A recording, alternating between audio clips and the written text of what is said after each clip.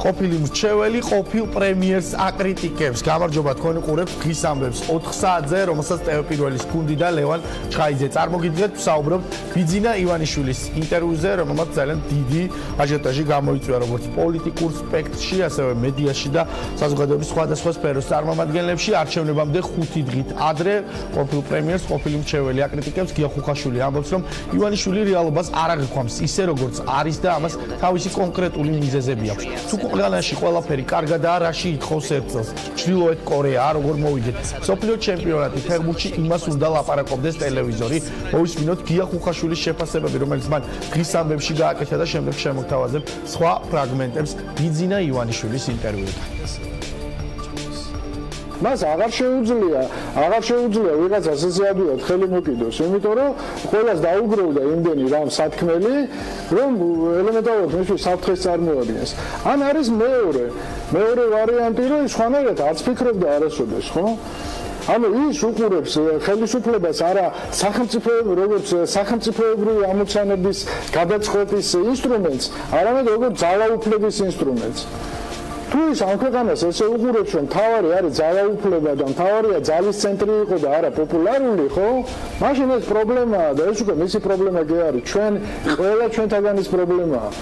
და ეხლა ადრე თუ გვიან ეს პრობლემა წყდება ამ ქვეყანაში, იგივე ილუზია შეექმნა რაღაც ეტაპზე სააკაშვილს. სად არის ეხლა სააკაშვილი, ხო? იგივე ილუზია ჰქონდა თავის დროზე შევარდნაძესაც.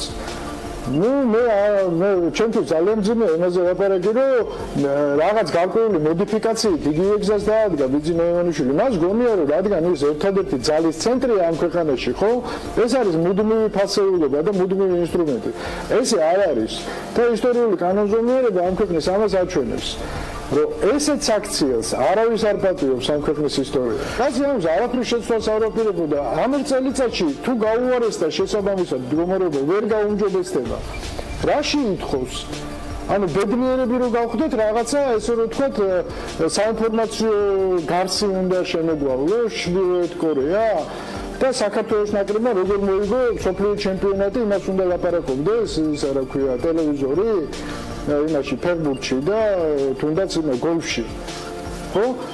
ანუ აქეთ ამაში ითხოვს ერთწელს თუ რაში ითხოვს? სრულიად სხვა არაპირებს. რა თუნდა ეს ერთი წელი? ეხლა ხუმშენივრად არის. ბიძინა ივანიშვილმა თქვა, რომ ქართული ოცნების წევრებს მომავალში მოეთხოვებათ უფრო მეტი გამკაცდება პარტიული დისციპლინა და ერთ წელში ყველაფერს თავისი სახელი დაერქმევა.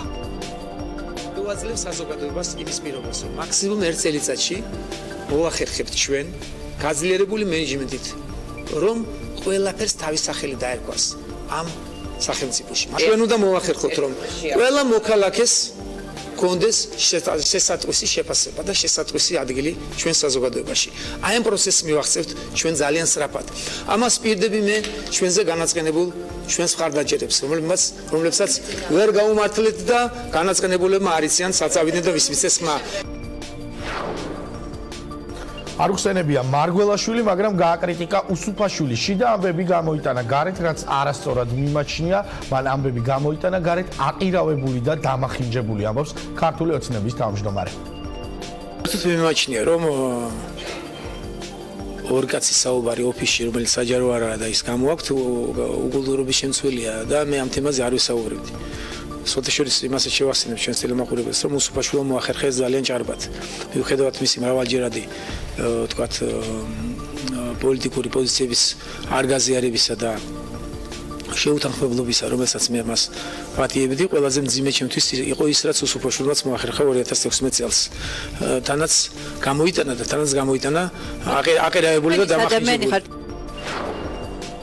პასუხი არ დააყოვნა დავით უსუფაშვილმა, ჩვენ ვნახეთ ფარცხალაძის ადვოკატი, რუსთავიორის პროკურორი, ჟურნალისტების მასწავლებელი, მაგრამ ვერ ვნახეთ დემოკრატიული ქვეყნის ლიდერი, ამბობს შენების მოძრაობის საპრეზიდენტო კანდიდატი, რომელიც დღის ამბების სტუმარი უნდა იყოს რამდენიმე წუთში. მანამდე კი წაგიკითხავთ რამდენიმე შეფასებას, რას ამბობენ პოლიტიკოსები და ექსპერტები ივანიშვილის ინტერვიუზე. თორნიკე შარაშენიძე სერიოზული საფრთხეა, რომ ივანიშვილი პოლიტიკურ საფლავში ჩაყვეს ფარცხალაძეს და სუბელიას. გიგა ხუხაშვილის განცხადება თქვენ უკვე მოისმინეთ, თუმცა კიდევ ერთი საინტერესო შეფასება ჰქონდა მას.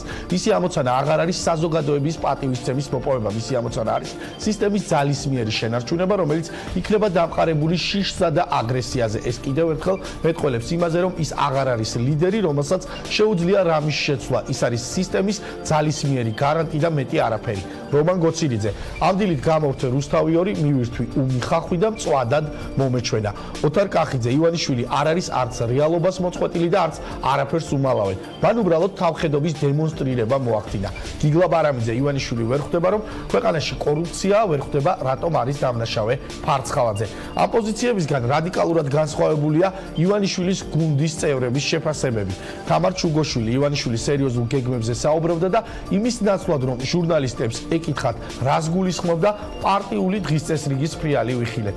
გამორჩეული იყო თეა წულუკიანი, ჩვენ ვნახეთ თუ როგორ შეიძლება ადამიანმა, რომელიც რესპონდენტიც არ არის და მედიატორებს დისკუსიების დროს აიტანოს ყველა შეკითხვა.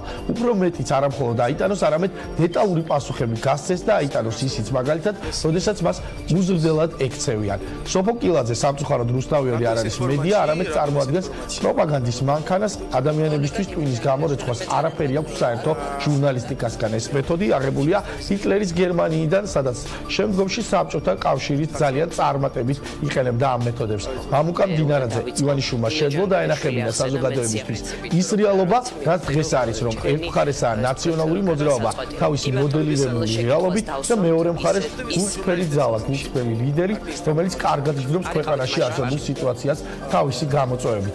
ეკაბესელია, ვფიქრობ, რომ ეს იყო ლიდერის ძალიან გაბედული, ძალიან მნიშვნელოვანი დროული და საჭირო გამოსვლა, რომელმაც საზოგადოებას დაანახა სიმართლე და სიცრუე, აჩვენა თეთრი და შავი, აჩვენა რა არის დღეს რეალობა.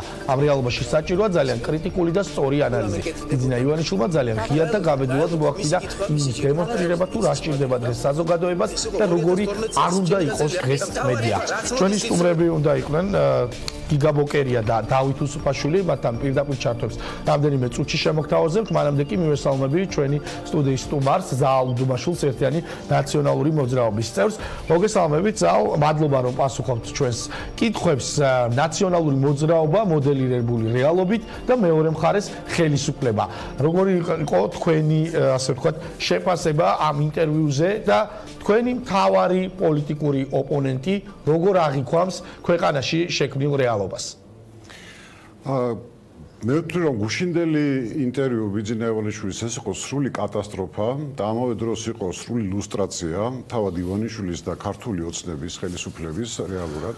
იმიტომ რომ გუშინ ეს ინტერვიუ რისთვის იყო განკუთვნილი რეალურად, ხო? ეს ინტერვიუ განკუთვნილი იყო იმისთვის, რომ ბიძინა ივანიშვილს საკუთარი მხარდამჭერების ან ყოფილი მხარდამჭერების კონსოლიდაცია მოეხდინა არჩევნების წინ. ეს მან რამდენჯერმე ეს მესეჯ ბოქსი გაიმეორა ეთერში, რომ ისინი ვინც განაწყენებული არიან ჩვენზე შემოგვიერთდნენ ისევ და გავერთიანდნენ, თუმცა რეალურად ამ ინტერვიუმ სრულიად უკუ ეფექტი გამოიღო, იმიტომ რომ ის ხალხი კი, ვინც დღეს ქართული ოცნების მხარდამჭერები არიან, ან იყვნენ მხარდამჭერები, ახლა რეალურად დაინახა ვინ არის მათი ლიდერი და ვინ არის მათი ბელადი. გუშინ ბიძინა ივანიშვილმა მიუხედავად იმისა, რომ ის ცდილობდა, ასე ვთქვათ, წავე კითხვებისგან თავი აერიდებინა, ძალიან ღიად და ერთ პირდაპირ დაადასტურა რამდენიმე ფაქტი. ეს იყო პირველი ის, რომ მან სრულად გაიზიარა და დაადასტურა, რომ ხარს უჭერს სალომე ზურაბიშვილის იმ განცხადებას, რომელიც ეხება ომის დაწყების თემას და გაიზიარა ის, რომ საქართველოს ხელისუფლებამ დაიწყო ომი 2008 წელს. თუმცა ეს განცხადება მან გაიმეორა, მაგრამ იმდენად ბევრი სხვა რამ მოხდა ამ ინტერვიუში, რომ ეს განცხადება თითქოს სადღაც ჩაიკარგა. ხო, გეთახმებით, ჩაიკარგა, ამიტომ მე ამით დავიწყე, სწორედ იმიტომ რომ ეს ძალიან მნიშვნელოვანია.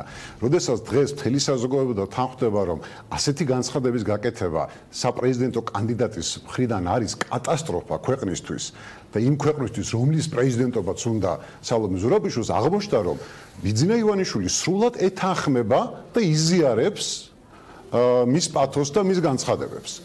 მეორე და ძალიან მნიშვნელოვანი, ბიძინა ივანიშვილმა ღიად დაადასტურა, რომ ქვეყანაში სახელმწიფო ინსტიტუტები აღარ არსებობს და დღეს სახელმწიფოს მართავს ოთარ ფარცხალაძის, მირზა სუბელიანის და სწორედ მის დაგვარი შეერაღებული დაჯგუფებები მთელი ინტერვიუს განმავლობაში ჟურნალისტები რამდენი ხნის განმავლობაში ცდილობდნენ რომ ოთარ ფარცხალაძის თემა წამოეწიათ და რამდენჯერმე წამოწიეს, თუმცა აი როგორც ამბრაზურაზე ისე იყო გადაფარებული ოთარ ფარცხალაძეზე ბიძინა ივანიშვილი და ერთი ზედმეტი სიტყვა არ დასცენია მის ჩვენ დავინახეთ დღეს ქართული ოცნების მისთვის ასეთი მაღალი ფასი ყოფილ მთავარ პროკურორს. იმიტომ რომ ზუსტად მაგაშია საქმე. ბიძინა ივანიშვილის მმართველობის სტილი ხო გამოჩნდა ამ ბოლო ერთ თვის განმავლობაში რეალურად რაზე არის დაფუძნებული. ის არ არის დაფუძნებული სახელმწიფო ინსტიტუტებზე. ჩვენ რო გვჭირდება სამართლის პოვნა, თურმე არ უნდა მივაკითხოთ არც შინაგან საქმეთა სამინისტროს, არც პროკურატურას და არც სასამართლოს, ჩვენ უნდა მივაკითხოთ ოთარ ფარცხალაძეს და მირზა სუბელიანს თუ სამართლის პოვნა გვიდა. სახელმწიფო ინსტიტუტების ფუნქციები გადაიბარეს არაფორმალურმა შეერაღებულმა დაჯგუფებებმა და მათმა ლიდერებმა და მათი მეშვეობით ხდება ქვეყნის მართვა. სწორედ ამიტომ არის რომ ბიძინა ივანიშვილი დიახ ვალშია ოთარ ფარცხალაძესთან, მან ძალიან ბევრი შავი საბუშაო შეუსრულა ივანიშვილს. ისევე როგორც მირზა სუბელიანმა, სწორედ მირზა სუბელიანმა თავის ჩანაწერებში ხო რამდენჯერმე ახსენა რომ მე სახელმწიფოსთვის იმდენი რაღაცა მაქვს გაკეთებული რომ ჩემ ესე მოპყრობა არ შეიძლება და სახელმწიფოში ამ შემთხვევაში მართლა სახელმწიფო კი არ იგულისხმებოდა, იგულისხმებოდა ხელისუფლება და კონკრეტულად ბიძინა ივანიშვილი. იმიტომ რომ ეს ადამიანი ვალშია და მათზე დგას ეს ადამიანი დღეს. ანუ ეს ადამიანები ისე არიან გადაჯაჭულები ერთმანეთში რომ მიუხედავად იმისა რომ დღეს ფარცხალაძე სუბელიანი სერიოზულ ნეგატივს აძლევს ბიძინა ივანიშვილს, ის მაინც ვერ ელევა მათ. რა თქმა უნდა, გუშინდელი ინტერვიუს ერთ-ერთი მთავარი მოლოდინი ხო სწორედ ეს იყო, სხვათა შორის თავად ქართული ოცნების წევრების მხრიდანაც, რომლებიც აი მართლა ელოდნენ, რომ მათ ლიდერი გამოვიდოდა და იტყოდა, რომ აი ფარცხალაძე როგორ გაბედა ეს რაღაცა თუ რაღაცა ის კანონის წინაშე აგებს პასუხს და კაცრა განცხადებებს ელოდებოდნენ ამასთან დაკავშირებით და აღმოჩნდა რა, მთავარი მფარველი სწორედ ბიძინა ივანიშვილი ყოფილა მათი. და შესაბამისად არც არაფერი არ ემუქრებათ ამ ადამიანებს, ვიდრე ხელისუფლებაში ბიძინა ივანიშვილი არის, ხო? ჩვენ ხომ ეს გუშინ ღიად დავინახეთ. რაც შეეხება კიდევ იმ სახლებს, რომელიც ასევე მთავარი თემა იყო ამ ბოლო დღეების განმავლობაში, ფეშენებულური ვილები, ჩვენი მაღალჩინოსნების, ხო? აღმოჩნდა რომ ეს სრულიად დაშვებული ყოფილა და მწვანე ანთებული აქვს, თუმცა სწორედ ბიძინა ივანიშვილისგან, ვინც იშოვა ფული უნდა აიშენოს სახლი, აბა რა, ეს იყო ხო ბიძინა ივანიშვილის რეალური პასუხი და ის რომ თუმე ქვეყანაში ღარიბი მოსახლეობა ვერ ეკიდება გაგებით ამ ფაქტს, ეს თურმე იმის დამსახურება კი არ არის, რომ ხელისუფლებამ გააღარიბა და გააყატაკა ეს ხალხი. არამედ თურმე რუსთავიორის ბრალი ყოფილა ეს ყველაფერი. თორე რუსთავიორი რო გამორთოთ ხვალ თურმე ამ ხალხს ეცოდინება რომ ძალიან კარგად ცხოვრობს და რეალურად არც ერთ გაჭირვება არ ყოფილა ქვეყანაში. ეს ხომ იყო მოსახლეობის მორიგი დაცინვა ბიძინა ივანიშვილის და ეს იყო ძალიან ცუდი გზავნილები, ძალიან ცუდი გზავნილები ერთ წელთან დაკავშირებით, რომელიც მან რამდენჯერმე დაანონსა. აი, რისთვის მოითხოვა მან ეს ერთი წელი? ფაქტიურად არანაირი პრობლემა არ აღიარა, რომელიც არსებობს. თulis რომ ყველაფერი მიდის ნორმალურად, თუ გამორთავთ რუსთავიორს, ქვეყანაში იქნება ცხოვრება ძალიან მშვენიერი და საამური, რისთვის ითხოვა მაშინ მან ეს ერთი წელი? ყველაფერს დაერქმევა თავისი სახელი, პარტიაში გამკაცდება დისციპლინა, რაღაც გადახალისებაზე ქონდა მინიშნებები. რა იქნება თუ არა ამ ერთ წელში რაიმე ძირეული ცვლილება თუ რას ელოდებით? ჩემი აზრით მე რაც ამოვიკითხე სტრიქონებს შორის ბიძინა ივანიშვილის სიტყვებიდან არის ის რომ ის ერთ წელიწადში თუ ის ხელისუფლებაში დარჩება აპირებს სრული ავტორიტარული რეჟიმის დამყარებას. იმიტომ რომ ნახეთ თქვენ ტექსტები რა იყო, ერთ წელიწადში ყველას თავის სახელი დაერქვა, მათ შორის რუსთავიორსაც, ანუ იქ გაჩნდება შევა საღიაზრი მისი დახმარებით, ხო? ერთ წელიწადში ყველას მიეჩინება თავისი ადგილი, მათ შორის თავის გუნდშიც.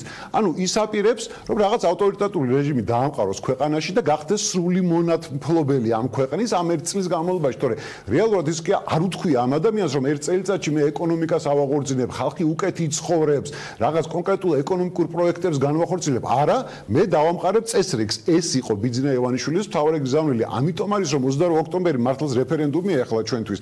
რეფერენდუმია იმისთვის, რომ გადავარჩინოთ ეს სახელმწიფო და სწორედ 22 ოქტომბერს საქართველოს მოსახლეობა უნდა მიიღოს ახლა ყველაზე მთავარი გადაწყვეტილება. თუმცა ადრია ჯერ არჩევნების შედეგზე საუბარი, მაგრამ მაინც თუ დამარცხდება ოპოზიცია, აი თქვენ აკრიტიკებთ და ძალიან დიდი კრიტიკა არის ბიძინა ივანიშვილის მიმართ ამ ინტერვიუს შემდეგ.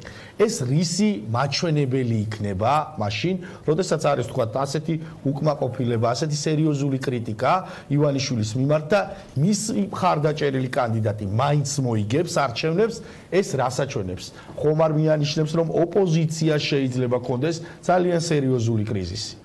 არა, ეს ის შემთხვევა არის, როდესაც მე პრაქტიკულად გამოვრიცხავ ეხლა იმ რაღაც ზღაპრებს და ზღაპრულ თეორიებს, რომელსაც ავითარებენ ახლა ქართულ ოცნებაში, რომ შესაძლოა საალო მეზურაშვილი პირველივე ტურში მოიგოს არჩევნები, ეს გამორიცხულია, ამის თეორიული შანსიც კი არ არსებობს. ამიტომ ბიზნესმენის ერთ-ერთი გზავნილი სწორედ ეს იყო. ის კი იძახდა, რომ პირველ ტურში ჩვენ შევეცდებით რომ მოიგოთ, მაგრამ თავარი გზავნილი იყო, რომ მეორე ტურისთვის ვემზადებით, მეორე ტურისთვის ვემზადებით. ეგ არის ხომ ის თავარი გზავნილი. რაც შეეხება ეხლა საალო მეზურაშვილის გამარჯვებას, მე მგონი უკვე ყველამ კარგად დაინახა, ანუ მეფე შიშველია, ყველამ დაინახა რეალურად რა ხდება ქვეყანაში, გარდა იმისა, რომ საალო მეზურაშვილი არის მოსახლეობის აბსოლუტური უმრავლესობისთვის მიუღებელი კანდიდატი და მას ეძახიან ქვეყნის მოღალატეს, მეორე მხარეს დაინახა ვინ მართავს რეალურად ხო ქვეყანას ამ ბოლო 1-2 თვის განმავლობაში, რაც გამზეურდა ეს ჩანაწერები და საჯარო გახდა, ხო? რა ფორმებით იმართება ეს ქვეყანა და რომ სახელმწიფო ინსტიტუტები მთლიანად ჩამოშლილია და ქვეყანა მთლიანად ჩამოშლილია. ანუ რეალურად ეხლა ქართული ოცნება ცდილობს თავის გადარჩენას ამ არჩევნებით, თუმცა მერწმუნედ ოპოზიციური კანდიდატი ამ შემთხვევაში მე ჩვენს კანდიდატზე ვსაუბრობ, არის ის უპირობო ლიდერი, რომელიც ნამდვილად დაანახებს რეალურად თუ ვის დაუჭერს მხარს საქართველოს მოსახლეობა 28 ოქტომბერს არჩევნებში. ნახოთ, მეორე ტური სავარაუდოდ იქნება, არ გამოირიცხება ეს რა თქმა უნდა ეს სცენარი, თუმცა მეორე ტურშიც უკვე ძალიან მცირე შანსი აქვს ხელისუფლების კანდიდატს, რომ დამატებითი რესურსი აიღოს ხმების, ის იმ ხმებზე დარჩება, რასაც აიღებს პირველ ტურში, მას რდის პოტენციალი არ აქვს და ამას ყველა კვლევა ადასტურებს, რაც შეეხება ოპოზიციურ კანდიდატს, მას სერიოზული რდის პოტენცია გააჩნია და შესაბამისად ეს არჩევნები დამთავრდება სწორედ ოპოზიციური კანდიდატის უპირველეს გრიგოლ ვაშაძის გამარჯვებით. კვლევები ხშირ შემთხვევაში აჩვენებდა ხოლმე, რომ გადაუწყვეტელი ამომრჩეველის რაოდენობა აჭარბებდა ყველა პარტიის მხარდამჭერს და ყველა კანდიდატის მხარდამჭერს უпростоრად. ამ ინტერვიუს შემდეგ როგორ ფიქრობთ, მე ამ კითხვას დავუსვა აუცილებლად მართველი გუნდის წარმომადგენელსაც, აი ეს გადაუწყვეტელი ამომრჩეველი საით წავიდა? ამ შემთხვევაში გადაუწყვეტელი ამორჩეველი პირდაპირ შემიძლია თქვა და ღიად წავიდა ოპოზიციის მხარეს. ამ ინტერვიუმ სწორედ უბიძგა გადაუწყვეტელ ამორჩეველს, რომ ერთხმად დაინახეს, რომ ამათ ხმა არ უნდა მივცეთ. გასაგებია და რჩება შემდგომ უკვე ოპოზიციური სპექტრი და იქ უკვე არჩევანს გააკეთებს თავად ამორჩეველი, იმიტომ რომ ეს ინტერვიუ რეალურად ხომ სწორედ მაგის მანიშნებელი იყო, გათვლილი იყო თითქოს ქართული ოცნების ყოფილ მხარდამჭერებზე და ეგრეთ წოდებულ შუაშისტებზე, თუმცა მე გუშინავს თქვი და ახდა ჩემი წინასწარმეტყველება, ამ ინტერვიუმ გამოიღო სრულიად უკუ ეფექტი. უკუ ეფექტი გამოიღო და პირიქით დააფრთხო ქართული ოცნების მხარდამჭერები და რაც შეეხება გადაუწყვეტელ ამორჩეველს, მათ უკვე მყარად აქვთ, მე ვარაუდობ გადაწყვეტილი, რომ ქართულ ოცნებას არც ერთ შემთხვევაში არ დაუჭერენ მხარს. მადლობა ზაალ უდუმაშვილს, რომელიც იყო ჩვენი სტუმარი და მე ახლა მივესალმები სტუდიაში ქართული ოცნების წევრს ზაქარია ქუცნაშვილს. თქვენი ლიდერების და პარტიის წარმომადგენლების შეფასებები ჩვენ წავიკითხეთ ჩვენს შესავალში. პირველ რიგში მაინტერესებს თქვენ რას ფიქრობთ ბიძინა ივანიშვილის ამ ინტერვიუზე. ჩვენ უსმენთ ზაალ უდუმაშვილს, რომელიც ამბობდა, რომ გადაუწყვეტელი ამორჩეველი ამ ინტერვიუს შემდეგ წავიდა ოპოზიციისკენ. მოგესალმებით ლევან, მივესალმებით თქვენს მაყურებელს. ბატონი ზაალის რეკომენდაციების საარჩევნო განწყობების თაობაზე არ არის დამაჯერებელი, იმიტომ რომ ასევე ომახიანად გვარწმუნებდა ის შარშან მერის არჩევნების დროს, რომ თბილისის მერი უკვე იყო და გადაუწყვეტელი და გადაწყვეტელიც მის მხარეზე იყო, მაგრამ შედეგები სხვა დადგა. ასე რომ ჩემთვის არ არის მისი რჩევა საარჩევნო ტექნიკთან დაკავშირებით დამაჯერებელი. ის ჟურნალისტი გახლავთ, არ იცის არჩევნები, არ იცის პოლიტიკა. რაც შეეხება ბატონ ბიძინას ინტერვიუს საინტერესო იყო, იმიტომ რომ შეიცავდა სიახლეებს. რა იყო თქვენთვის სიახლე? მაგალითად, ჩემთვის სიახლე იყო ის ფაქტი, რომ თურმე დღეს ნაციონალურ მოძრაობის ერთ-ერთი ლიდერი ფულის სანაცვლოდ ითხოვდა პოლიტიკაში მოსვლას. ჩემთვის სიახლე იყო მაგალითად ის, რომ ბურჭულაძეზე საუბრობ. დიახ, ჩემთვის სიახლე იყო ის, რომ ბატონი ბიძინა ან ურთიერთობისას ის ცდილობს ჟურნალისტებსაც და საზოგადოებასაც იმ არსებითზე დააფიქროს, რაც არის არსებითი. მაგალითად, მან დასვა საკითხი სამწუხაროდ ზოგიერთი ჟურნალისტის პირობებში არ მიეცა ამაზე გაშლის საშუალება, რომ მთავარი მიზეზი ხორავას კონფლიქტში ის ხომ არ არის თქვათ რა წარმოშობს ახალგაზრდებში ძალადობას და რა არის ახალგაზრდულ წრეებში ძალადობის განმაპირობებელი მიზეზი, საიდან მოდის ეს საიდან იკვებება ეს კვლევები ძალადობები და არა ის თქვათ რომ არა მარტო ის რომ თქვათ ვინ როგორ გამოიძიებს საქმეს. ესეც მნიშვნელოვანია. ამ საქმის გამოძიებასთან მიმართებაში მისი პოზიცია და დამოკიდებულება თქვენთვისაც მისაღებია? ნუ მისი პოზიცია საქვეყნოდ ცნობილი გახდა, რომ ის მიიჩნევს, რომ მართლმსაჯულებას არ უთქვამს საბოლოო სიტყვა და აქედან გამომდინარე დასკვნების გამოტანა ნაადრევია. თუმცა ფაქტია, რომ გამოძიების დროს მართლაც იყო რაღაც ხარვეზები, ფაქტია, რომ სუბელიანის ჩვენებმა დაადასტურეს, რომ ის თილობდა პასუხისგებლობა აერიდებია და ბუნებრივია ეხა ზოგ ყველა ვერ დადგება იმ სიმაღლეზე, რომ საკუთარ ხევისბერი ყველა ვერ გახდება და ვერ მოსთხოვს პასუხს იმაზე, რაც არ მიაჩნია, რომ სწორი იყო. აქედან გამომდინარე, ვფიქრობ, ამ კუთხით გამოძიებაში ნაკლოვანებების სახეზეა და სუბელიანის თემა კიდევ დამატებით გამოძიებას აჭირებს. თუმცა მაგალითად მისი ყოფილი მრჩეველი გიგა ხუცნაშვილი ამბობდა ასეთ რამეს, რომ ის რაღაცა ამ ძალადობრივი ჯგუფის თითქოს ადვოკატად ვიხილეთ და არა ლიდერად და გვითხრა თავისი განცხადებებით, რომ ის ძალაუფლების შენარჩუნებას ყველანაირი ფორმით ეცდება და კატეგორიული მიუღებლობა აქვს იმ პრობლემებისა, რომელიც დღეს ძალიან მწვავედ დგას ქვეყნის ცხოვრებაში. არა, პირიქით, ფარცხალაძის პრობლემაზე ის ვერ ხედავს საერთოდ პრობლემას.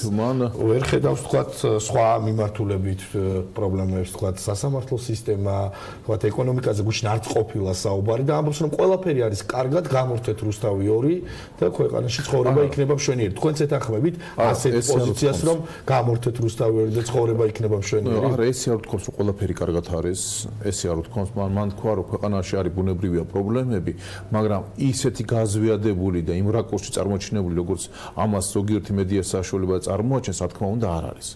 და თქვენ ციზიარებთ, რომ პრობლემა არის მედია საშუალება დღეს ქვეყნის და არა ვთქვათ ხელისუფლების კონკრეტული გადაწყვეტილებები და მოქმედებები თუ მოქმედობა? დღეს ჩვენ ქვეყანაში პრობლემია მედია სტანდარტები, ძალიან სერიოზული პრობლემაა. თქვენ ფიქრობთ, რომ დღეს ქვეყნის პოლიტიკურ ცხოვრებაში, ეკონომიკურ ცხოვრებაში რა გამოწვევებიც გვიდგას, ამ ყველაფრის სათავე არის მედია და არა ხელისუფლება და გუნდი, რომელსაც აქვს აბსოლუტური ძალაუფლება, რომელიც გვერდებოდა ეკონომიკურ კეთილდღეობას, რომელიც გვერდებოდა სასამართლოს და ასე შემდეგ და დღეს გვაქვს ამ სისტემებში ის ვითარება, რაც გვაქვს და ფიქრობთ, რომ მედია სტანდარტი არის პრობლემა იმისი, რომ ლარი არის 2.72-ზე. ფიქრობთ, რომ მედია სტანდარტი არის პრობლემა? არა, მე არ ვახტებ უტრირებას. არა, თქვენ ამბობთ, რომ მედია სტანდარტი არის პრობლემა და შეიძლება მედიას აქვს პრობლემა, მაგრამ მედია არის პრობლემა თუ ის სხვა გამოწვევები, რომელიც ქვეყნის ხელისუფლებას აქვს და ხელისუფლება არის მასზე პასუხისმგებელი. არა, რიგითობის მიხედვით დავყვათ მაშინ. ყველაფერი ერთად. არა, რიგითობის მიხედვით მივყვეთ. აგიხსნით ჩემს დამოკიდებულებას. პირველი პრობლემა რა მიგაჩნიათ დღეს ქვეყანაში?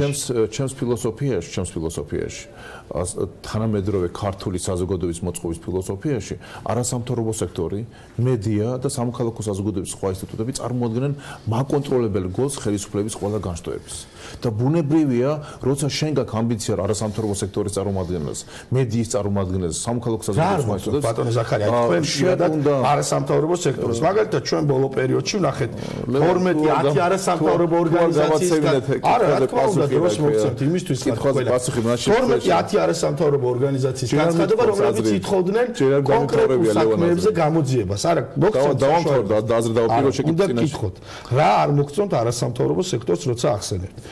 ისინი აყენებენ წარმოადგენენ კვლევებს, თქვათ, კორუფციის კუთხით, თქვათ, შესყიდვების კუთხით, სასამართლოსთან დაკავშირებით. ითხოვენ გამოძიებას, თქვათ, ოქუაშვილის ჩანაწერებზე. ფარცხალაძე ჩვენ ვიცით, რომ დაკითხულიც არ არის ამ საქმესთან დაკავშირებით და საერთოდ ვერ ხედავს მართველი გუნდი ამის საჭიროებას. ფიქრობთ, რომ ამ შემთხვევაში არასამთავრობო სექტორი ტყუის და ხელისუფლება მართალია? ლევან, როცა ჩვენ საუბრობთ, რომ არასამთავრობო სექტორი, მედია სექტორი, სამოქალაქო საზოგადოების სხვა ინსტიტუტები, როგორც პროფესიული გაერთიანებები თუ სათემო გაერთიანებები, უნდა აკონტროლებდნენ ხელისუფლების სამივე განშტოებას, ეს ნიშნავს იმას, რომ კიდევ უფრო მეტი ობიექტურობა, კიდევ უფრო მეტი სამართლიანობა მოეთხოვებათ მათ. აპატიეთ უნდა შეგაწყვეტინოთ. ანუ არასამთავრობო სექტორი ითხოვს ამ ოქუაშვილის საქმეზე და სხვა საქმეებზე გამოძიებას პროკურატურის მხრიდან.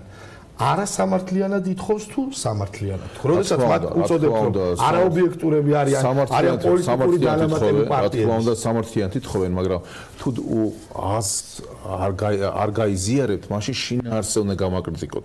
თუ თქვენ ფილოსოფიით მიგაჩნიათ, რომ სახელმწიფო ხელისუფლების განშტოებები უნდა აკონტროლებდნენ მედიას, არასამთავრობოებს და სათემო ორგანიზაციებს, კი ბატონო.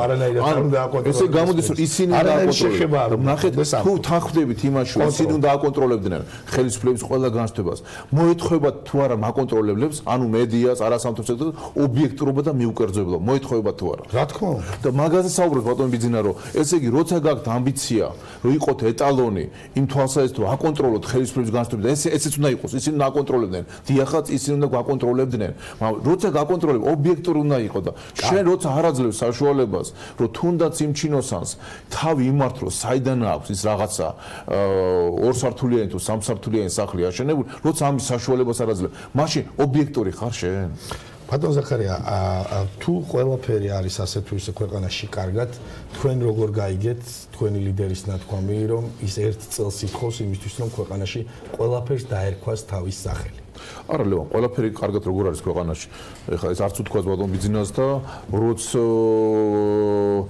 არ მოგვესმინა, გავიხედოთ გარშემო და ყველაფერი კარგად ვინ იკადრებს, ან ვინ თქვას რაღაც ყველაფერი კარგადა. პირიქით ადამიანმა თქვა, რომ იმ ხალხსაც გული გაქვთ გატეხილი და გული გაქვთ გატეხილი იმის გამო, რომ რაღაცა მოლოდინები არ გაგიმართლათ, მე გაძლევთ პირობას, მე მოვტრიალდი და მე ერთ წელში შევეცდები ჩემი გუნდი გავამაგრო, რომ ეს შედეგები თქვენ დაინახოთ. ეს თქვა კაცმა, თორე ნუ წარმოვაჩენთ ახლა ისნაირად, როგორც რუსთავი 2 ცდილობს, რომ აი რუსთავი 2 გამორთეთ და ყველაფერი კარგად იქნება.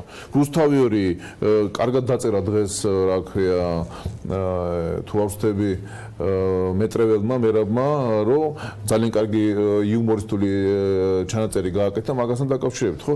ჩვენ არ უყურებთ ამ საკითხს, რომ რუსთავი 2-ის გამორთვა ჩვენი მიზანი. ჩვენ უყურებთ ამ საკითხს. არა, ნახავთ, რომ ქვეყანაში არის აღშენებლობა. არა, ჩვენ უყურებთ საკითხს ასნაირად, ბატონ ბიძინა, ეს თქვა, რომ რუსთავი 2 ვალდებულია დაიცვას მედია სტანდარტები და ვალდებულია ხალხს მისცეს თავის მართლების საშუალება და ეხლა ბოდიშ ვიხდი გვარამია რომ დაждდება და დედიდან დაწყებული მამი დამთავრებული ყველაფერს იგინება ეკაკოის დაზესთან ერთად, ეს არ არის მედია სტანდარტები.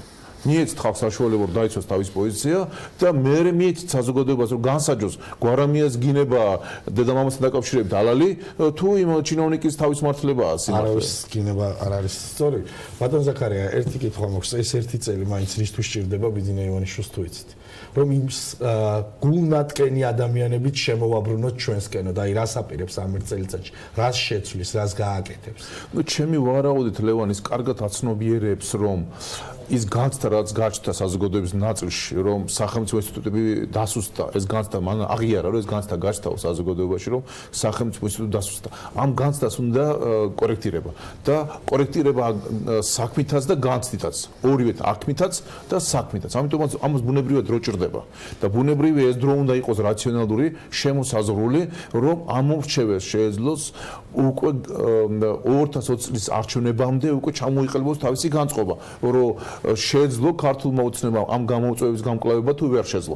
აი ეს იყო გზავნილი ბატონ ბიძინა, ძალიან ალალი პატიოსანი პრობლემების აღიარებით და ნუ მივიჩნევთ ახლა ტაბუირებას ნუ გავუკეთებთ მედიის სარედაქციო პოლიტიკას, იმიტომ რომ სარედაქციო პოლიტიკის შინაარსში არავინ არ ერევა, მაგრამ მედია სტანდარტები რომ დაცული უნდა იყოს და მხარეებს სიმართლის მის საშუალება მიეცეთ, ეს ორჯერ 4-4 პირდაპირ თებში არ უნდა ვიგინებოდეთ და უხამსი სიტყვებით არ უნდა ვაბინძურებდეთ მედია სივრცეს, ეს ორჯერ 4-4-ია. და ერთი კითხვა უნდა დავსახოთ, რომ მოკლედ მიპასუხოთ ბიძინა ივანიშვილმა თქვა, რომ სალომე ზურაბიშვილთან დაკავშირებითო პარტიულ დისციპლინას პატივი ეცითო და მხარი დაუჭიროთ მას და ის წარმატებას მიაღწევსო.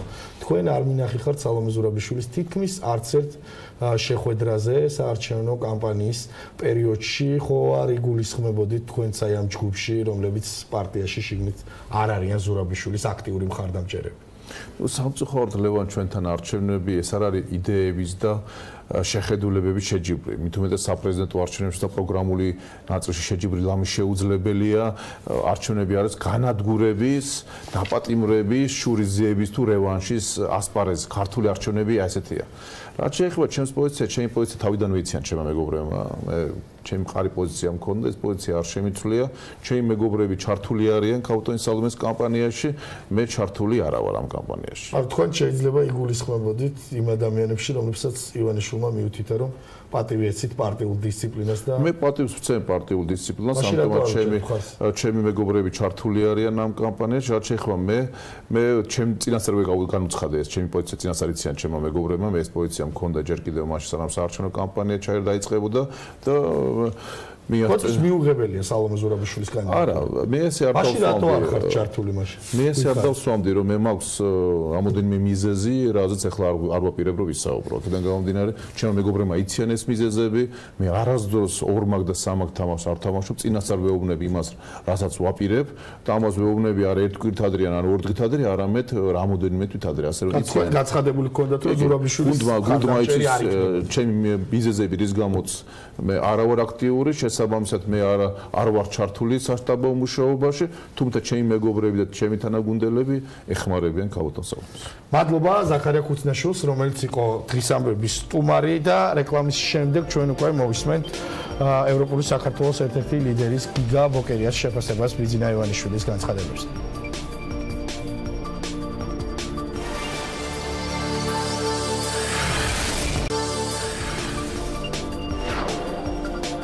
დღის ამბები რეკლამის შემდეგ ისევ პირდაპირ ეთერში აგრძელებს მუშაობას. გადაცემის დასაწყისში უნდა ყოფილიყვნენ ჩვენი სტუმრები დავით უსუფაშვილი და გიგა ბოკერია, თუმცა ეს ტექნიკური ხაროζის გამო ვერ მოხერხდა და ახლა მცირე დრო დაგვჭა სტუმრებისთვის, თუმცა იმედია თქვენთვის საინტერესოდ მოსასმენი იქნება მათი შეფასებები ბიძინა ივანიშვილის ინტერვიუზე. მივესალმები ევროპული საქართველოს ერთ-ერთ ლიდერს გიგა ბოკერიას. მადლობა რომ პასუხობთ დღის ამბების კითხვებს. პირველ რიგში რა შთაბეჭდილება დაგჭათ, როდესაც არჩევნები 5 დღით ადრე ისმენდით იმ განცხადებებს, რომელმაც პოპულარობა ნამდვილად ვერ მოიპოვა საზოგადოებაში და პირიქით უფრო მეტი კითხვა გააჩინა იმ სკანდალებზე და პრობლემებზე, რომელიც დღეს გვაქვს სახეზე. მადლობა მოწვევისთვის. უმძიმეს შთაბეჭდილება დამჭა მეც და დათმობრივად საზოგადოების უდიდეს ნაწილს და განსხვავებულ ადამიანებს ერთმანეთისგან. მე არ ვიტყოდი რომ მეტი კითხვა გააჩინა, პირიქით თუ ვინმეს რამე კითხვები ჰქონდა, ამ კითხვების უდიდეს ნაწილზე ამომწურავი პასუხები გაიცა. ეს პასუხები არის ძალიან მძიმე ჩვენი ქვეყნის დღევანდელობისთვის და რაც თავარია მომავლისთვის. ანუ ჩვენ კი ვიცოდით რომ ივანიშვილი არის ფაქტობრივი მმართველი და რა თქმა უნდა ისაგებს პასუხს ყველა იმ უბედურებაზე რაც ხდება ამ ბოლო 6 წლის განმავლობაში და იქ სადაც საქმე მიდის ძალიან ცუდად და ასეთი არის უმრავლესობა ქვეყნის მიმართულების ყველა მიმართულება, მაგრამ ის ცინიზმი და დამოკიდებულება, რაც მან კიდევ ერთხელ გამოვლინდა და დიდი მასშტაბით გუშინ, აი ეს ფრაზა, რომ თურმე თუ ტელევიზორს გამოვთავთ და ოპონენტების ხმას ხელისუფლების ვერ გავიგებთ, ყველაფერი ქვეყანაში მხოლოდ კარგად მიდის და არის აღშენებლობა და კეთილდღეობა და წინსვლა, ან ეს ტერმინი ხან მხოლოდ აღშენებლობაა. აი ეს ცინიზმი ხალხის მიმართ თურმე ყველაფერი კარგად არის, ხე მე რომ მოაყოლა რაღაცები უკეთ შეიძლებაოდაო, ეგაფერს არ ცვლის. ფუნდამენტური ხედვა აქვს ამ კაცს ესეთი, რომ არათუ იმას ვერ ხედავს, როგორც ჩიხში შეიყვანა ყველა მიმართულებით ქვეყანა, ეკონომიკით, გაჭირვების ზღვის თვალსაზრისით, მუშევრობის და კრიმინალის, უსაფრთხოების და ასე შემდეგ. თან იმ დაპირებების ფონზე რითიც ის მოვიდა ხელისუფლებაში 2012 წელს, კომუნიზმის პირდებოდა რომ თავის ჯიბიდან ყველას კარგად აცხოვრებდა თვითონ და სახელმწიფო ბიუჯეტი შემცირდებოდა, კომუნალური გადასახადები გაიზრდებოდა, პენსია უსაზღვროდ და ასე შემდეგ, უფასო ფული და ასე შემდეგ. ანუ ამ ეს ხო გადააგდო, ხო ჩიხში შეიყვანდა უმძიმესი ვითარება გვაქვს ყველა თვალსაზრისით. ეს კაცი გვეუბნება რომ ოღონდ არ გვესმოდეს ხმა ოპონენტების ხელისუფლების და გამოვთოთ ტელევიზია, რომელიც კრიტიკულია ტელევიზიები, რომელიც კრიტიკულია მის მიმართ, ის რუსთავიორს ახსენებდა, რუსთავიორი ახსენა, მაგრამ გულისხმობდა ხმას კრიტიკოსების ყველას, ხო? თქვენ არხსაც. აი ეს არის პრობლემა და დააკვირდით, რას დაპირდა ის ხალხს 2012 წელს განსხვავებით, როცა ის პირდებოდა აბსოლუტურად უთიფრად ციცრუეს, აი კომუნიზმს, რომ ყველას შეინახავდა და შემდეგ თავის ჯიბიდან. ეხლა პირდება რომ ერთ წელი მომეცით რომ დავალაგო ვითარება, ოღონდ დავალაგებაში კი არ იგულისხმება რომ რამე უნდა გამოასწოროს ხალხის ცხოვრებისთვის. რიგ ისედაც კარგად არის ყველაფერი, როგორც თვითონ ამბობს. ერთ წელი მომეცით შურისძიების ბოლომდე მისაყვანად რომ ეს მაინტერესებს. თქვენ ამოიკითხეთ ამ ერთ წელში რომ ის გეგმავს შურისძიებას და თქვათ ოპონენტების გაჩუმებას და ამ გზით ქვეყანაში კარგი სურათის დახატვას? ინტერპრეტაციები. დიახ, ეს ჩემი ტერმინებით ვიყვანა, მაგრამ თუნდაც ციტირება მოხდა ერთ წელი მომეცით და ყველაფერს თავის სახელს დავარქმევ, ეს თქვა, კონტექსტი ძალიან ნათელი იყო, თავის სახელის დარქმევაში იგულისხმებოდა. მედია, რომელიც მას აკრიტიკებს და მის ხელისუფლებას, სამოქალაქო ჯგუფები, რომელიც თუმე შეკრულები არიან წინა ხელისუფლებასთან, თუნდაც ცინიზმი ესენი იყვნენ კრიტიკოსები ჩვენი გუნდის. ყველაზე უფრო მწვავე. ოღონდ მათ მაშინ ფაშისტების მხარდაჭერებს არავინ არ უძახოდა და არავინ არ იძახდა რომ ქვეყნის პრემი არიან. შენ არ ვეთანხმებოდ რამეში. მაგრამ მნიშვნელობა არა, ხო? ეს და პოლიტიკურ ოპოზიციას გაანადგურებს. ამ კონტექსტში თქვა მან ეს. სხვა არაფერი არ თქვია. და ბატონო გიგა, გაქვთ დიდი პოლიტიკური გამოცდილება და იყავით იმ ხელისუფლებაში, რომელიც ხშირად იყო მედიასთან დაკავშირებით და ასე ხშირად ესაუბრებოდით პოლიტიკურ ოპონენტებს ძალიან მძიმედ და თქვენ ამაზე მიიღეთ პასუხი. რა გზას ადგება ხოლმე ხელისუფლება, როდესაც აი ასე იწყებს ის საუბარს? მე არ გეთახობთ ისტორიულ პარალელში ბოლომდე, რაღაცაში გეთახობთ რაღაცაში, მაგრამ ეს არ არის არსებითი. მე არ მახსენდება ბოლოს ასლანაბაშის შემდეგ ვინმე სამოქალაქო ჯგუფებისთვის ან მედიისთვის ფაშისტები ეწოდებინა და ეთქვა რომ ისინი შეთქმულებაში არიან ქვეყნის წინააღმდეგ, მაგრამ იმედის შემთხვევაში ეს ასე იყო, თუმცა ამაზე კამათი ახლა დიდ დროს წაიღებს და გვაქვს ზუსტად 1 წუთი გისმენ. მე ვწევით ხო, დღეს 2012 წელს პირველი მშვიდობიანი საარჩევნო ცვლილების შემდეგ ჩვენ ქვეყანაში მიღწევა იყო ჩვენი ქვეყნისთვის, რომ ხელისუფლება გადაირჩიებს მშვიდობიანად და აირჩიეს ვინც გინდოდა და ვინც აღარ მოგწონდა გადაირჩია ჩვენ მაშინ. ისევ ლაპარაკი ასლანაბაშის სტილში ტრებზე და განადგურებაზე არის სახიფათო ჩვენი ქვეყნისთვის და აზიანებს ჩვენი ქვეყნის მომავალს. მე დარწმუნებული ვარ, რომ ეს საბოლოო ჯამში ყველა ვარიანტში დამთავრდება ძიმე პოლიტიკური განაჩენით ივანიშვილისთვის და მისი გუნდისთვის. ეს გარდაუვალია, როცა არათუ დანაპირეს არ ასრულებ, ხალხს ეუბნები, რომ ყველაფერი კარგად არის და მათ აბრალებ მათ პრობლემებს მხოლოდ და რაც თავარია მე ვერ დავასრულებ მეორე უმძიმესურადაც ვარ, მაგრამ არათუ დაადასტურა ისაც პოლიტიკურ პასუხისმგებლობას მასიზეც ეკისრებოდა გულისხმობ ამ დიდ კორუფციულ სქემას, ხო არის ჩხარტიშვილის სქემას, ხო 50% წილი რომ მართლ პარტიაში მიდის სიგარეტის ბიზნესიდან და მაფიოზური კლანური კრიმინალური ძალადობრივ გარჩევებს ფარცხალაძის ეს რო მის პასუხისმგებლობა იყო იქაც ათელი იყო მან დაადასტურა ის რომ თვითონ არის შემოქმედი ამ სისტემის და როგორ ერეოდა და ეს ჩემი გეგმა იყო. მადლობა ევროპული საქართველოს ერთ-ერთ ლიდერს გიგა ბოკერიას, რომელიც იყო ჩვენი სტუმარი, უნდა დავასრულოთ, იმიტომ რომ დრო ფაქტიურად აღარ გვაქვს და სტუდიაში ყავს მეორე სტუმარი, შენების მოძრაობის საპრეზიდენტო კანდიდატი ბატონი დავით უსუფაშვილი. თქვენც გაგაკრიტიკათ გუშინ ბიძინა ივანიშვილმა, რომ შიდა ამბები გარეთ დამახინჯებულად და ამოყირავებულად გამოიტანაო და თქვენმა შეფასებამაც არ დაახანა. ჩვენ ვნახეთ ფარცხალაძის ადვოკატი, რუსთავიორის პროკურორი და ჟურნალისტების მასწავლებელი, მაგრამ ვერ დავინახეთ დემოკრატიული ქვეყნის ლიდერია. პირველ რიგში ჩემთან დაკავშირებით ადამიანურ ურთიერთობაში ეთიკის თემასაც შეეხება. მე ბატონ ბიძინა ივანიშვილს ვურჩევდი, რომ ზოგადად ადამიანებს შორის ურთიერთობაში ეთიკურ საკითხებს ზოგადად და კონკრეტულად ჩემთან მაინც ხშირად შეეხება, იმიტომ რომ ეს არ არის მისი ძლიერი მხარე და აქ არ არის ის ყველაზე უფრო ოჩაღად მე ვიტყოდი. რაც შეეხება დანარჩენ თემებს, მე ძალიან წუხარ, რომ ვიარეთ და მოვედით 2018 წლის ოქტომბერში და არის ვითარება, როდესაც მე პრაქტიკულად გიგა ბოკერიას შეფასებებს ვეთანხმები ბიძინა ივანიშვილთან დაკავშირებით. აი, აქამდე მოიყვანა საქმე ივანიშვილმა თავისი შეცდომებით. არ ვეთანხმები სხვა რამეებში, რა თქმა უნდა, ბოკერიას ძალიან ბევრში, მათ შორის წარსულის თემებში, მაგრამ ხო, აი აქამდე მოვიდა, რომ ბოკერია უფრო მართალია ივანიშვილის შეფასებაში დღეს, ვიდრე თავად ივანიშვილი, რასაც გველაპარაკება. ესაა ტრაგედია ამ ქვეყნის, ეს ნიშნავს მორიგ ხელიდან გაშვებულ შანსს, ივანიშვილს შეეძლო ამ ქვეყნის მართლა სწორ გზაზე დაყენება, მართლა გამაგრება, სახელმწიფოებრიობის გამაგრება, მოქალაქეების გამაგრება, ინსტიტუციების გამაგრება. ამის რაცვლად დიახ, ჩვენ ვნახეთ გუშინ ლიდერი, რომელიც ხედავს პრობლემებს, არა აქვს პრობლემების გადაჭრის გზები, ვერ ხედავს გამოსავალს, ამიტომ ცდილობს მიჩქმალოს პრობლემები, გადაფაროს ის რაღაცა სხვა საკითხებით, ერთი და მეორე, დისკრედიტაცია გაუკეთოს იმ საშუალებებს, მედია საშუალებებს, რომლებიც ამ პრობლემებს მოქალაქეებამდე მიიტანენ. და ამ საკითხში ის იქამდეც კი მივიდა, რომ პრაქტიკულად გითხრა, რომ ხელისუფლება არაფერს აღარ წარმოადგენს მოსახლეობისთვის, რუსთავიორია ხელისუფლება. რუსთავიორის უჯერებენ ისინი. და ესე იგი TV პირველსაც ესე იგი დიდი ის გაუკეთა რევერანსი, რომ თქვენც დაახლოებით იქეთ მიდიხართო. ანუ თქვენც პრობლემებს აწვდით მოსახლეობას. ეს არის ერთი ნაწილი იმისი, რაც ვნახეთ. მეორე ნაწილი უკვე რაც უნდა გვენახა ჩემი აზრით ქვეყნის პოლიტიკური ლიდერისგან, რომლის თითოეული გამოჩენა საზოგადოებაში უნდა იწვევდეს ახალ ენთუზიაზმს, ახალ პოზიტიურ ენერგიებს, უნდა გაგვაწყობდეს უკეთესი მომავლისკენ. აი აქ ვერაფერი ვერ ვნახეთ, ხო, სიტყვის ბანზე აგდების ოსტატი, რომელმაც ესე იგი ლაპარაკა რომ აბა სადაა გაუპატიურება და გაუპატიურება რომ არ არის, რაც შესაძლოა ვიღაცის წამატებულია.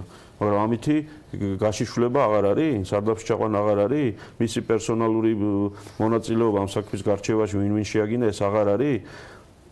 ამასობაში მან ბევრ კითხვაზე გასცა პასუხი. ჩვენ უკვე ვიცით, რატომ არავინ კიდევს ხელს ფარცხალაძეს, ჩვენ უკვე ვიცით, რომ ის ჩანაწერები არის მართალი. ასეთი მნიშვნელოვანი ფარცხალაძის ფიგურა, რომელიცგანაც ძალიან ბევრ ნეგატივს იღებს რეალურად. მე დარწმუნებული ვარ, რომ მან აწონ-დაწონა, რა უფრო სახიფათო იყო მისთვის და ქართული ოცნებისთვის. ფარცხალაძის, თქვათ, პასუხისგებაში მიცემა ან მოკითხვა რაღაცეების თუ მასზე გადაფარება. როგორც ჩანს, ამ აწონ-დაწონის შემდეგ ჩათვალა, რომ ამ რისკების და ამ ზიანის ატანა ურჩევია, რაც ფარცხალაძის ადვოკატობაშია, ვიდრე ფარცხალაძის გაწირვით შესაძლოა ზიანი მიადგეს მასაც და მის გუნდსაც.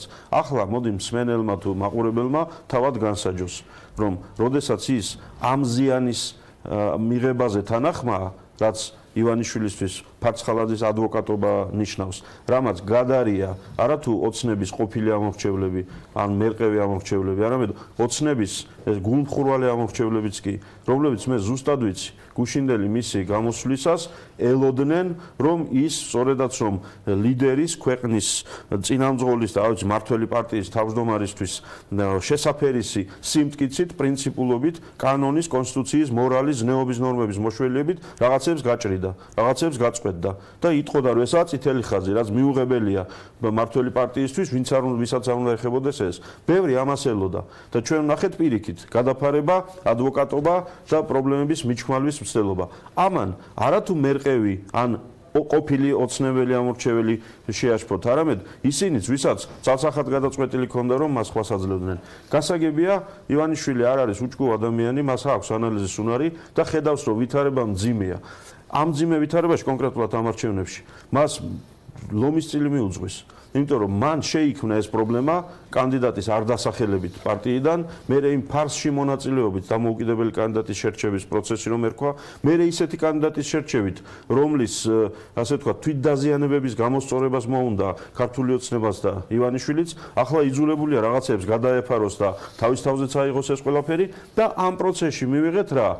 ივანიშვილი, რომელიც ეხვეწებოდა ქართულ ხალხს, რომ ნუ გავწირავთ, ხედავთ, რომ ამ არჩევნებში ცუდად გვაქვს საქმე, მაგრამ აი კიდე ერთი წელი მაცალეთ და ნახეთ რეებს გავაკეთებ.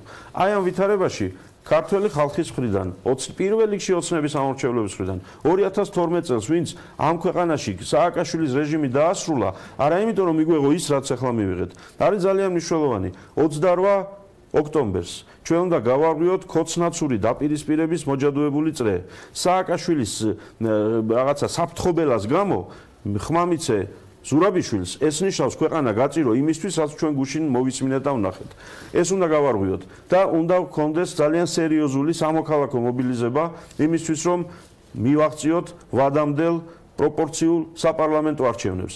ეს ხელისუფლება ამ გზით 2 წელი ქვეყანას ვერ მართავს. ჩვენ ეს დავინახეთ კიდევ ერთხელ გუშინდელი გამოსვლით, ამიტომ ერთ კაცზე არ უნდა ჩამოვკიდოთ მთელი პასუხისგებლობა. ხედავთ, რომ ის ვერ უმკლავდება, მაგრამ ამ ქვეყანაში რამოდენიმე მილიონი ადამიანი ვართ კიდევ და თანაბრად გვეკიცრება პასუხისგებლობა ამ ქვეყნის წინ წაყვანაზე. აი დანარჩენებმა უნდა გავაკეთოთ სწორი არჩევანი 28-ში და შემდგომ დავდგეთ ერთმანეთის გვერდით. მადლობა შენების მოძრაობის საპრეზიდენტო კანდიდატ დავით უსუფაშვილს. დღის ამბები 4 საათზე ამით დასრულებულია. მე გემშვიდობებით თქვენ Pirveli-ზე 17 საათზე გელით საინფორმაციო გამოშვება, საღამოს 20 საათზე კი ნინო ჟიჟილაშვილის პოლიტმეტრი. ხვალ უკვე ამ სტუდიაში სტუმრებთან ერთად დიანა ტრაპაიძე გემასვენებთ.